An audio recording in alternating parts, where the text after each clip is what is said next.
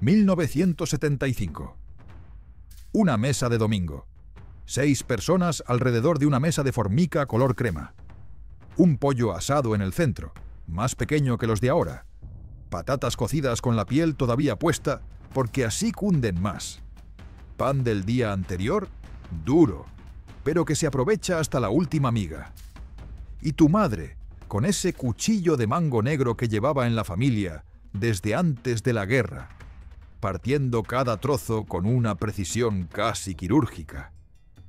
Tu padre espera en silencio, con las manos sobre la mesa, sin tocar nada hasta que todos están servidos. Tu hermano pequeño mira el pollo con los ojos muy abiertos. Y tú ya sabes que pedir más, que decir «quiero otro trozo», sería romper algo invisible, pero absolutamente real. No había balanza en esa cocina, pero había límites que todos entendían sin palabras. Límites que venían de lejos. Límites que se habían aprendido en tiempos mucho más duros.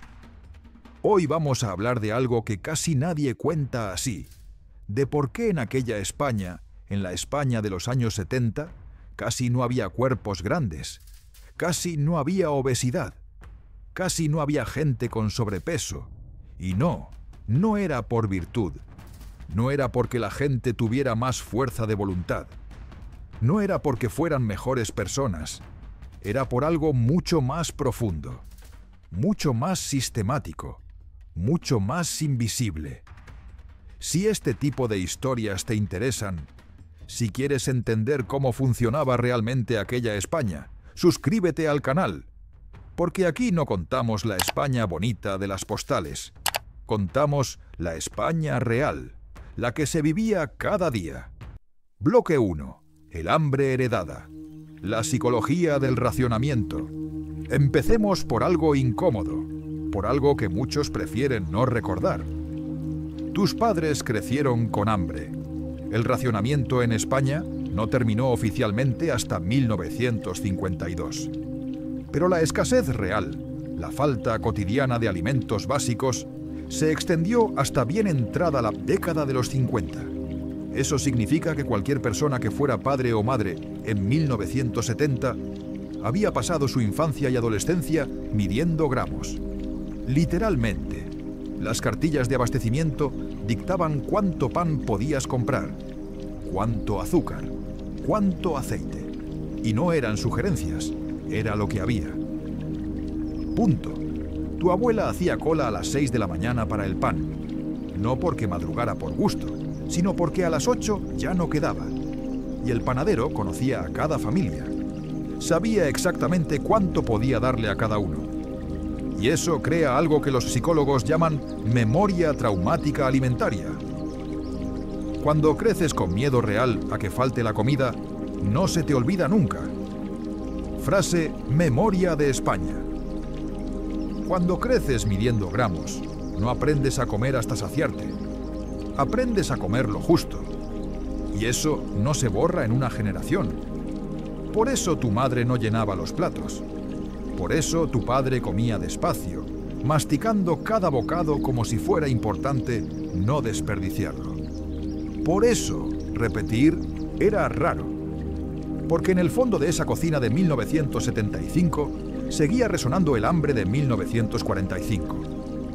Tu madre no llenaba platos porque su madre no pudo hacerlo. Y cuando su madre sí pudo, ya era demasiado tarde. La costumbre estaba grabada. No era tacañería. Era supervivencia convertida en hábito. Era memoria corporal. Y esa memoria regulaba las porciones mejor que cualquier báscula.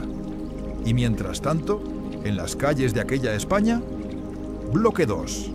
La ciudad como gimnasio invisible. Movimiento sin intención. Nadie salía a hacer ejercicio. Esa expresión ni siquiera existía en el vocabulario cotidiano. Pero todos se movían. Y mucho. Piensa en una semana normal de una madre de familia en 1970. Una semana cualquiera en un barrio de clase trabajadora de Madrid, Barcelona, Valencia o Zaragoza. Escena reconstituida. Lunes por la mañana. Caminar hasta la panadería. 15 minutos de ida, 15 de vuelta. con bolsas de tela porque el plástico todavía era un lujo. Subir 3 pisos sin ascensor con 2 kilos de pan, patatas y lo que hubiera en la tienda de ultramarinos. Martes, ir al carnicero. 20 minutos andando porque el carnicero bueno, el que no te engaña con el peso, está en la otra punta del barrio. Volver con 1 kilo de carne envuelta en papel de estraza. Más subida de escaleras. Miércoles, mercado central. Ida y vuelta, 40 minutos en total. 2 kilos de verdura en cada mano. Y hay que ir pronto, a las 7 de la mañana, porque las verduras frescas se acaban. Jueves, visita a tu tía que vive al otro lado del barrio. 3ª planta sin ascensor. Te quedas toda la tarde porque así ahorras calefacción en casa. Viernes, otra vez panadería, otra vez verdulería, otra vez subir escaleras. Y los niños igual. Ir al colegio andando. 20 minutos de ida, 20 de vuelta. 2 veces al día porque se comía en casa. Esos son 80 minutos diarios caminando. Solo para ir al colegio. No había padres que llevaran a los niños en coche.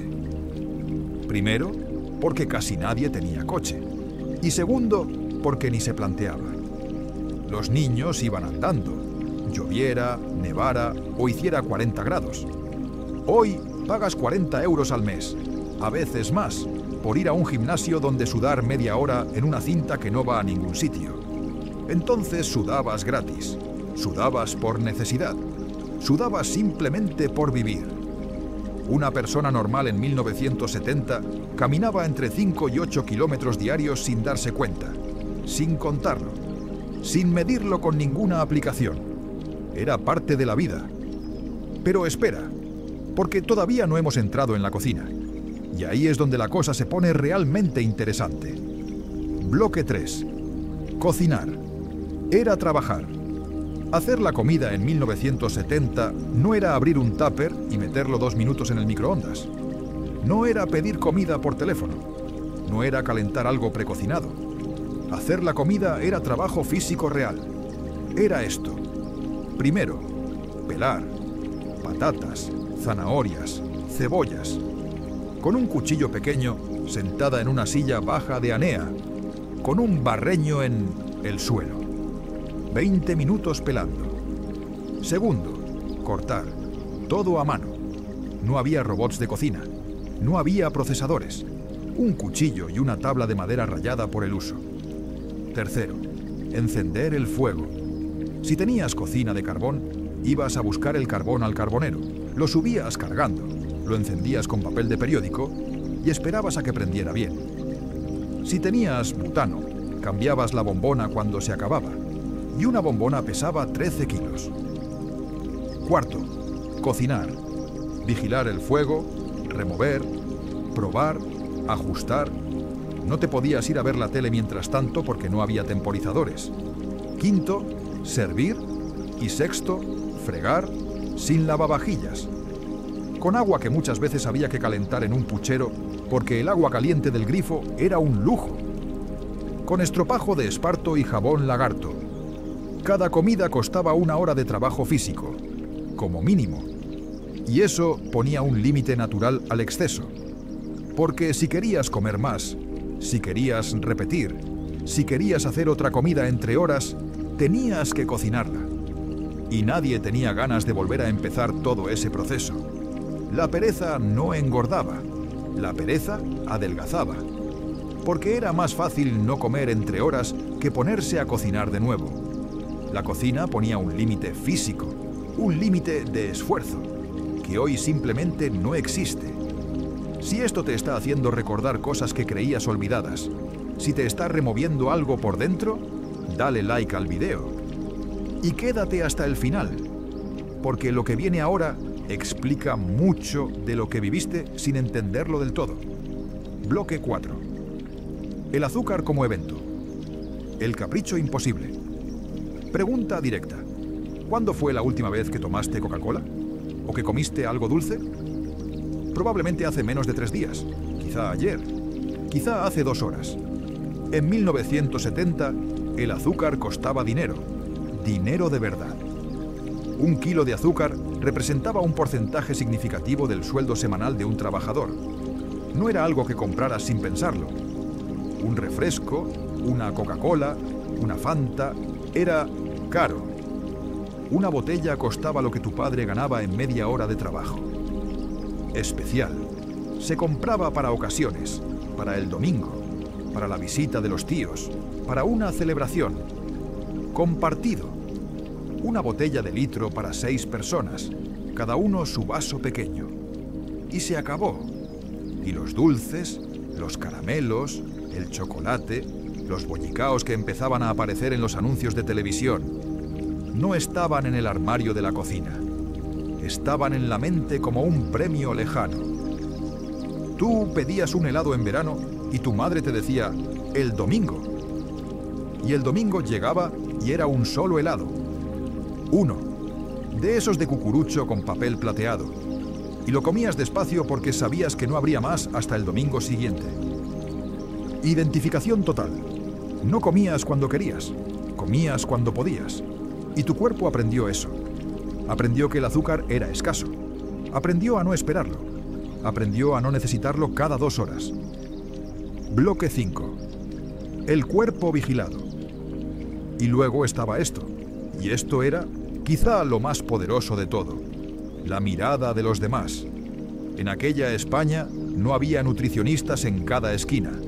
No había aplicaciones para contar calorías. No había gimnasios con entrenadores personales. Pero había algo mucho más efectivo. El comentario de la vecina. Si cogías 2 kilos, tu tía te lo decía en la comida del domingo. Estás cogiendo peso, ¿eh? Sin malicia, sin crueldad, como quien comenta el tiempo. Tu madre te decía, cuidado con el pan. Tu suegra. A tu edad, tu madre estaba más delgada. La vecina del tercero. Qué bien te sienta ese vestido, aunque un poco más floja no te vendría mal. Y eso no era crueldad, era educación. Era la forma que tenía aquella sociedad de regular los cuerpos sin que nadie fuera al médico. El cuerpo también se educaba. Y las tallas de ropa no perdonaban. No había tallas grandes en las tiendas. Había la 42, la 44, como mucho la 46. Y esas tallas no daban de sí. La ropa no era elástica. No había licra. No había tejidos que se adaptaran. Si engordabas 3 kilos, el vestido no te abrochaba. Y eso era noticia en la familia. Pues parece que has engordado, que no te abrocha el vestido. Y tú te ponías a régimen. Así de simple. Bloque 6. Trabajo físico como norma. Y además estaba el trabajo físico. El trabajo que dejaba el cuerpo molido al final del día. Oficios que quemaban calorías sin que nadie lo contara. Construcción. Cargar sacos de cemento de 50 kilos. Subir escaleras con ladrillos. Picar paredes. 8 horas diarias. 6 días a la semana. Fábricas. Estar de pie en una cadena de montaje. Cargar piezas. Descargar cajas. Movimiento constante. Campo. Ni hace falta explicarlo. El campo era trabajo físico puro, desde que salía el sol hasta que se ponía. Servicio doméstico.